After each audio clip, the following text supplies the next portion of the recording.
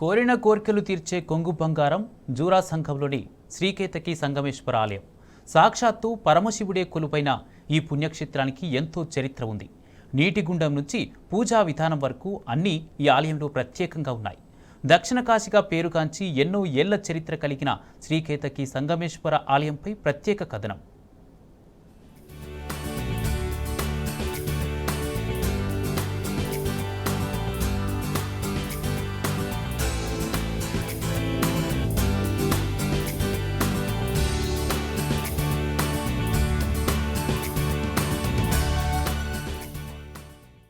సంగారెడ్డి జిల్లా చరాసంగం మండల కేంద్రంలో ఉంది శ్రీ కేతకి సంగమేశ్వర ఆలయం. జిల్లాలోనే ఈ ఆలయం అతి పెద్దది. జహీరాబాద్ పట్టణానికి 15 కిలోమీటర్ల దూరంలో వెలసిన ఈ ఆలయం భక్తుల కొంగు బంగారంగా నిలుస్తోంది. కోరిన కోర్కెలు తీర్చే ముక్కంటిగా శ్రీ కేతకి సంగమేశ్వరుడు నిలుస్తున్నాడు. ఎంతో చరిత్ర కలిగిన ఈ ఆలయానికి 2 రకాల పురాణాలు ప్రచారంలో ఉన్నాయి.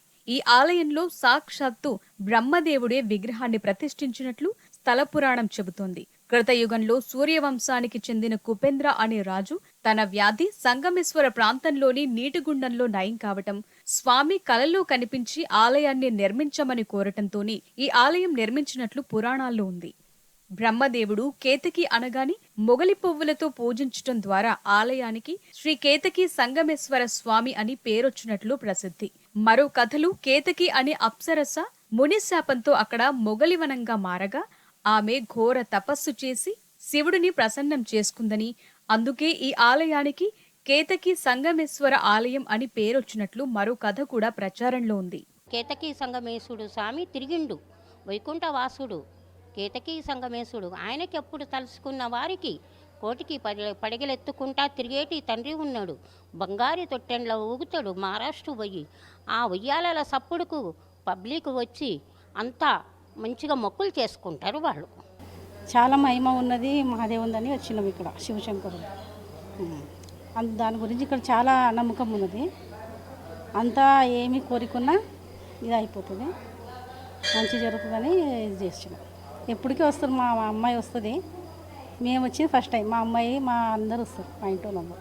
శ్రీ కేతకి సంగమేశ్వర స్వామి వారి దివ్యమంగళ లింగ రూపాన్ని దర్శించిన భక్తులు అపూర్వమైన ఆధ్యాత్మికానందానికి లోనవుతున్నారు. మంజీరా నది తీరంలో వెలసిన ఈ స్వామిని సంగమేశ్వర స్వామి అని పిలుస్తున్నారు. ఆలయంలో సంగమేశ్వరుడు పార్వతితో పాటు కేతకి కూడా కొలువైయున్నారు. ఇక ప్రధాన ఆలయం వెనుక భాగంలో అమృత కుండం దర్శనమిస్తోంది. కాశీలోని గంగానది ఉపధార ద్వారా ఈ కుండంలోకి నీరు వస్తుందని భక్తుల విశ్వాసం. ఇందులో స్నానం చేస్తే సకల పాపాలతో పాటు సర్వరోగాలు నయమవుతాయని భక్తుల ప్రగాఢ నమ్మకం.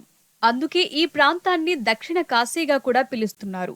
దీంతో పాటు ఆలయంలోని ఓ శివలింగం ప్రత్యేక ఆకర్షణగా నిలుస్తోంది. ఆలయ ప్రాంగణంలోని ఓ చెట్టు కింద ఉన్న శివలింగాన్ని చేతివేళ్లతో పైకి లేపితే కోరిన కోరిక తీరుతుందని కూడా భక్తులు నమ్ముతున్నారు. ఈ లింగాన్ని కోరికల లింగం అని కూడా పిలుస్తున్నారు. మేము కోరినటువంటి కోరికలు దాదాపు తీరుతున్నాయి. అందుకే మళ్ళీ మళ్ళీ ఈ క్షేత్రానికి వచ్చి దర్శనం చేసుకుంటున్నాము. మేము గత 5 సంవత్సరాల సంది టెంపుల్కి రావడం జరుగుతుంది. ఇక్కడ మేము మొక్కిన ప్రతి ఒక్క కోరిక నెరవేరుతుంది కాబట్టి మేము కంటిన్యూగా వస్తూనే ఉన్నాం. ఇక్కడ పబ్లిక్ వచ్చేసి అమాస పున్నంకు మన మహారాష్ట్ర నుంచి, కర్ణాటక నుంచి ప్రజలు భారీగా వస్తారు.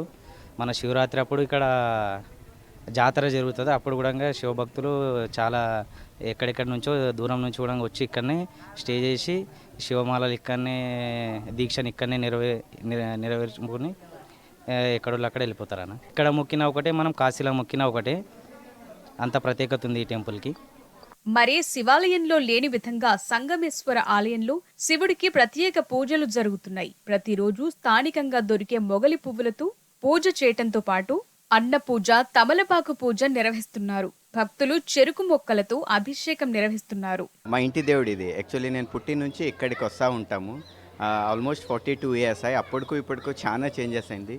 ఇది ఒక హోలీ ప్లేస్. మేము ఎప్పుడు వచ్చినా కూడా మాకు శివుని ఆశీర్వాదం ఉంటుంది అనుకుని ఇక్కడ వస్తూ ఉంటాము. చాలా హోలీ ప్లేస్. ఇక్కడ ఎవరు వచ్చి ఏం మొక్కున్నా కూడా తీరిపోతాయి.